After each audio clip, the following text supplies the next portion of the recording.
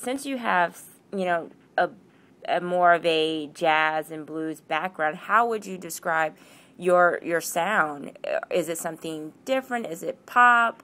Because I was listening to, some of your songs, and I'm like, I'm going to let her answer that. I don't want to pigeonhole you in a category of a genre of a music. How would you describe your music? I've been describing it as like blues-inflected pop with a touch of Americana, because just coming from what I grew up listening to, I wasn't solely listening to jazz and blues stuff. So I think definitely on certain songs on the album, like there's a song Gentle Ben, for example, which is a little bit more Americana and a lush arrangement. When you're writing songs, about how much of it are you putting of your own personal experiences, or is it more of influenced by the world around you? I think even if it is influenced by the world around me, it's still my experience because it's how I'm viewing the world. Right. And even songs that like aren't about me directly, they still are in some ways like they still are like coming from my experience in the sense that it's a story that I've heard from a friend. For example, I had this new song that I wrote called No Fault Line, and it was about a friend was telling me about a different friend whose boyfriend is like very obsessive compulsive, and like he's afraid of flying. He can't live on fault lines because he's afraid of like earthquakes and stuff, and like is just very obsessive. So I wrote this song about no fault lines, change the perspective to a third person and to a woman, and like she's like brushing her hair to get rid of the bumps and like all these kind of obsessive compulsive behaviors. And then the chorus is all about like not being able to live on fault lines and kind of having a very structured, controlled life. And so even though that's not about me per se, it's still coming from a story that I heard in my life. Right. And there are certain parts of the song that like I can relate to in terms of like being a perfectionist and other things. So it does ultimately stem from my own experience in terms of stories that I've lived or stories that I've heard from friends or or family. Working with Adam Blackstone, that experience working on your album, how much did you grow and how much did you learn about yourself during that process? Well, I think I always thought of myself as a singer and as a songwriter, and it was through working with Adam that I really got to see, because aside from like jazz albums that I've recorded, it's the first, and demos that I've recorded of my song is the first like real album that I've made.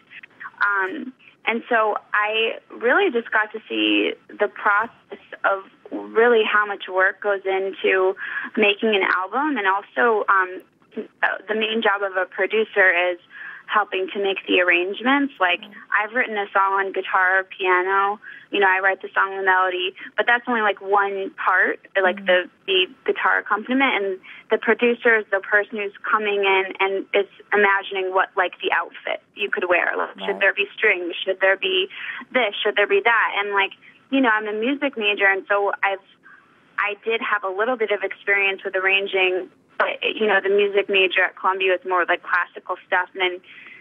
And aside from like my live band arrangements, I'd never really like arranged for an album. So one of the things that I firsthand learned from him was just how myself to become a better producer. Okay. And actually 2 of the songs in the album I produced myself because I felt so inspired by Adam that I really wanted to like try it myself and make my own arrangements. So there are 2 songs on This Little Love, which is actually a song that's about my dog, Phoebe, who I was just yelling at. But the lyrics go both ways. And a duet that I sang with my friend Jessie Rubin called Love Don't You Bite to Grow. So those are 2 songs that I produced myself. Oh, wow. And I think in the future I'm going to get into doing that more. And I've been listening to like new albums that Adam's been working on, and also just a couple of other producers who I admire, and just kind of like really listening. So I think also he changed the way that that I hear music, like really paying attention to other factors that I hadn't, hearing really the whole landscape and hearing the possibilities that could go into a song. If you could describe yourself as an instrument, what instrument would you be in a band? Oh, aside from the voice? Yes, aside from like an actual music instrument other than a voice. That's a good question. I guess like a saxophone maybe, because there are different ways that horn players phrase notes that are similar to singers, and also just different bluesy licks and stuff that they do. Awesome. What are you listening to right now on your iPod? What are some songs that, aside from your own personal album and songs that you're working on, what songs are you listening to that inspire you, or you just get your day going, or is this part of your soundtrack of your life? Oh, okay. So I've been listening a lot lately to Adele. I think I don't know if I mentioned her earlier. Right. I think she has an amazing voice, and I really love her new album. So I've been listening to her. I've been listening actually to Bare Naked Ladies a lot, because I've been super pumped about opening for them. Right. So I've been I was like, I'm gonna have to play it cool mix, because I'm such a huge fan, and I've gotten so excited. So I'm a runner, so I put them on my playlist. I've been listening to them ever since I found out. I've also been playing I like doing 90s revivals playlists of stuff. So one of the albums that I really loved was No Doubt's Tragic Kingdom. Okay. The first big album that No Doubt did. So I've been listening to that a lot again. And what else have I been listening to? I also have been listening to this folk singer that a friend suggested named Judy Sill. She's from 70s, or I think 70s. Okay. And it's definitely not pop at all, but she has a really interesting voice, and she's very poetic and is a really good storyteller. So those are some people I've been listening to currently. So you're opening for the Bare Naked Ladies, and you mentioned that you're super pumped and excited about it. What is your set going to be like? Have you been practicing and preparing yourself for this big moment? Do you know what how you're gonna your show's gonna be like? Yeah, so as of now, I know the set's a half an hour, though it may be 45 minutes. But usually with opening acts, you tend to have a shorter set. So I think that'll probably end up being 8 songs, probably maximum 8 songs. And I had a rehearsal yesterday, which was a lot of fun. It's going to be guitar, bass, and I don't know if you know what a cajon is. It's a type of percussive instrument. It looks like a box. Yes. So yes. Instead of playing drums, so it gives it a really cool acoustic vibe. Right. So my drummer Ryan Vaughn is going to play cajon along with other percussive instruments. And almost has a bassier sound. So that's what the band setup will be. And I haven't finalized the set yet, but I have it down to 10 songs. Right. So now I just have to go in, and that's always the hardest part, is deciding which songs to cut. I think when I make the final set list, I'll probably just be thinking of what songs I think are the strongest in terms of the hooks, melodies, things that I want people to be walking away singing my song. Right. So the ones that are the most upbeat and fun, and also just catering it to the crowd. Right. So the Bare Naked Ladies crowd thinking of songs that they would like on their playlist.